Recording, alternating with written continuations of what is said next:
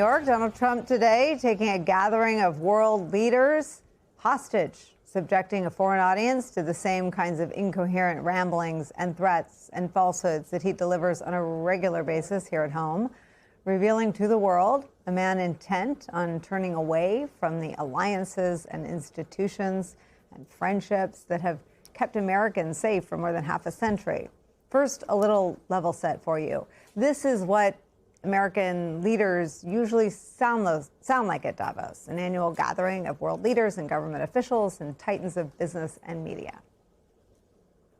After the Second War, the leaders were given a second chance. This time it was clear that what was at stake was not simply the return of prosperity, but the defense of freedom. They chose the path of economic and political partnership and set the stage for 50 years of growth across the globe.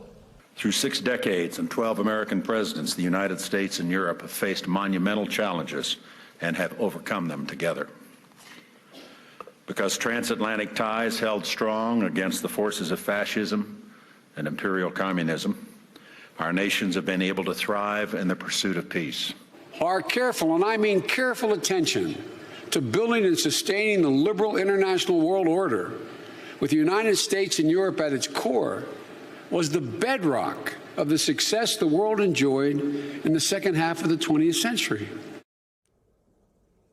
So that was Democrats and Republicans speaking about normal things in a normal way, again, to this World Economic Forum. Then came Donald Trump.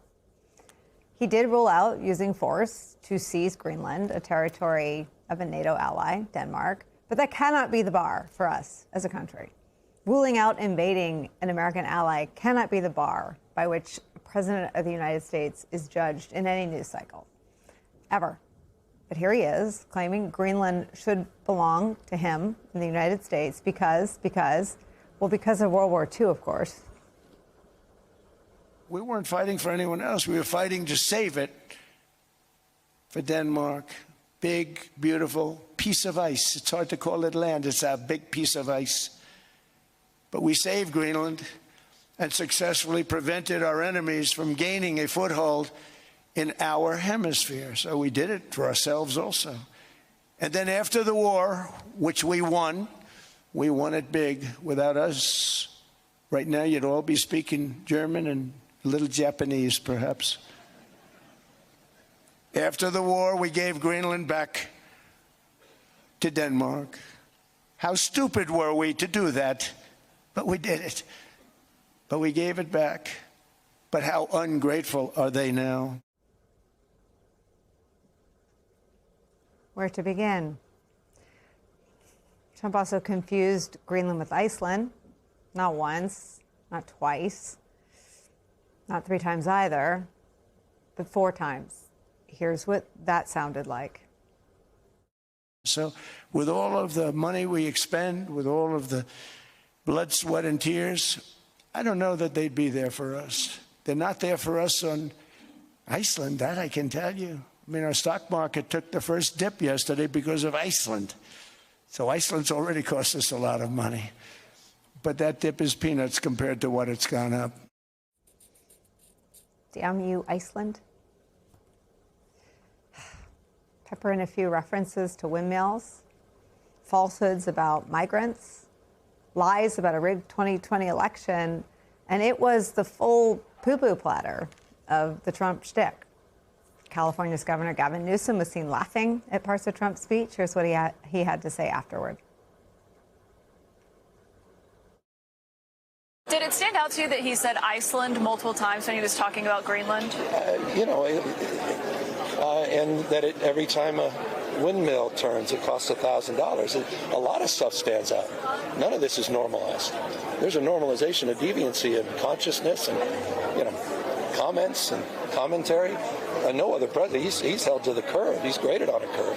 I mean, it's really some jaw-dropping and remarkable statements that just, fly in the face of facts and evidence and common sense. So, but they're you've heard them over and over and over again.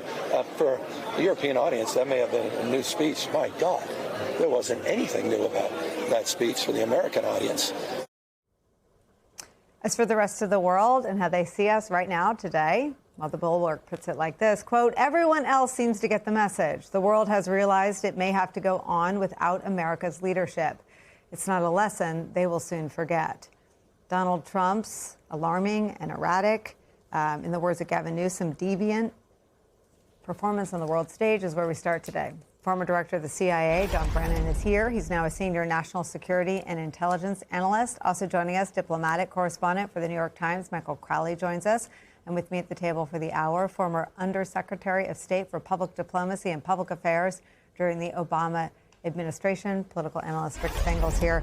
Director Brennan, I start with you. I spoke to a couple former senior national security officials this morning. I'd like to say when it ended, but I was afraid it would never end.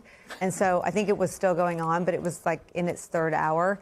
And so in that window after he'd, and again, I don't know what he knows. I really have no sense of his level of understanding. So I won't even call the lies about World War II intentional lies or just ignorance. But when the lies about World War II and the lies about NATO were communicated from the American president, I checked in with a few former folks who served in posts similar to yours.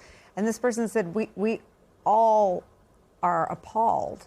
And I wonder if you think this is a moment in which you didn't have to serve in a national security capacity to be scared for United States national security.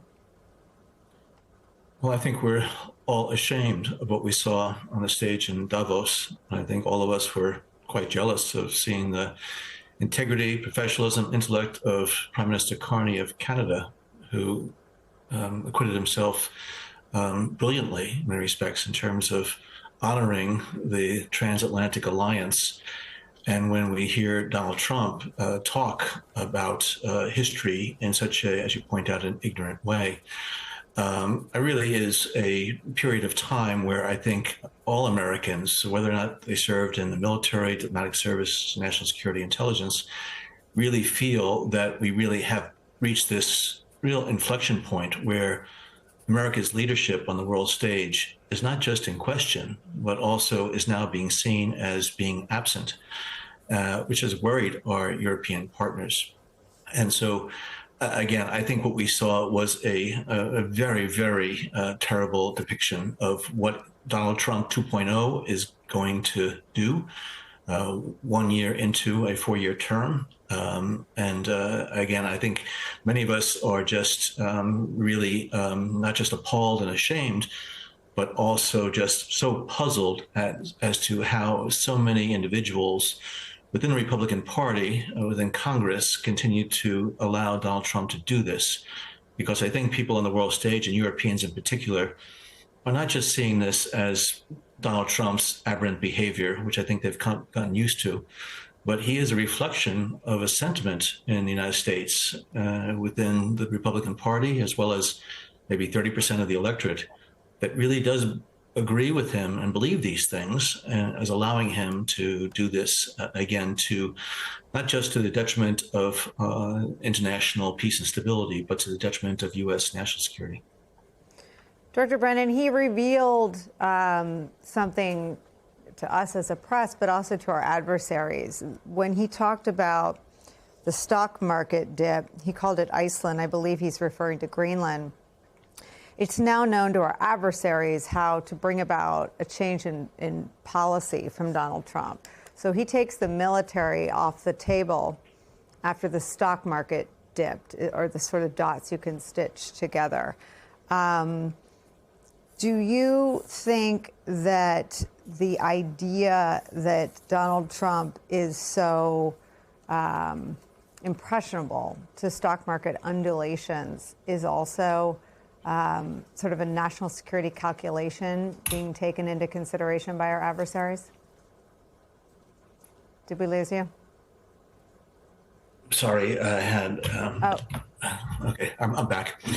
Yes, I do believe that he's very sensitive, not just to stock market fluctuations, but also the comments that he gets from his financial colleagues and cronies, who are very concerned about what happens in our financial markets when he goes off on these tantrums. And I think there are a number of lessons that we can take away from this.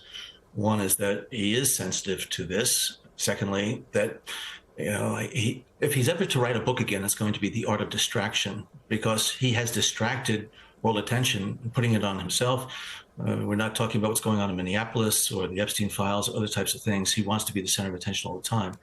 But then thirdly, and I think most importantly, the European leaders have demonstrated that if you stand up to a bully, you can beat him, which is what they did. Donald Trump was in full retreat when he claims that there's this framework now, because everything that we can get now in Greenland in terms of our national security or military presence, we could have gotten before any of this happened. It was needless.